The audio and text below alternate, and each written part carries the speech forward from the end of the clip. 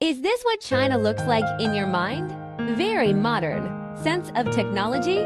But in fact, there are countless families living in the dilapidated mountains. The basic conditions in mountainous areas are not good. The roads are dilapidated, and the level of medical care and education is not high. People here value boys over girls and are backwards in thinking. Girls are the weeds in their minds. This is the hell of every girl. They have to bear the pressure for their families since they were young. They can't study and can't show themselves.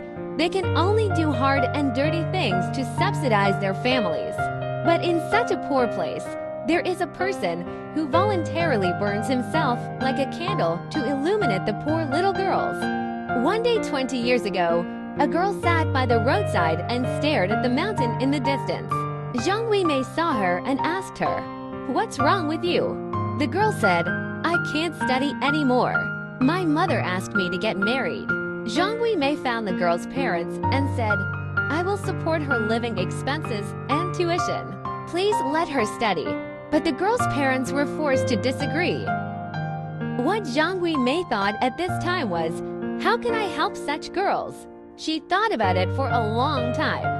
Cultivating a girl can affect at least 3 generations. So she is determined to build a free high school for these girls who can't see the future.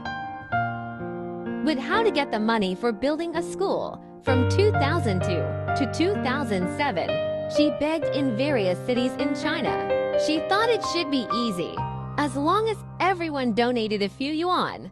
But in 5 years, she was scolded by countless strangers, bitten by dogs, and only made 10,000 yuan.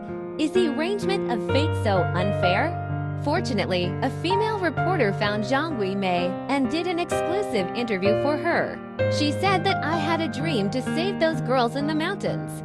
She took this opportunity to finally make up the cost of opening a high school. From the first year, Zhang Weimei asked the students to get up at 5:30 every day. Before dawn, she shouted with a loudspeaker, "Girls, get up!" She, including the teachers, has no holidays and subsidies every week.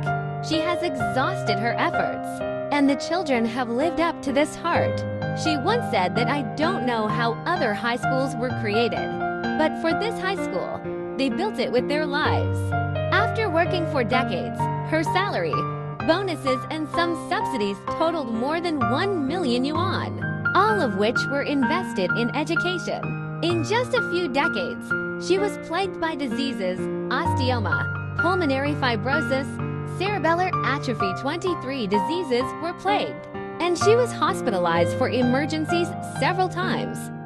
Maybe her education is problematic, not giving the children freedom and not giving the children enough time to rest.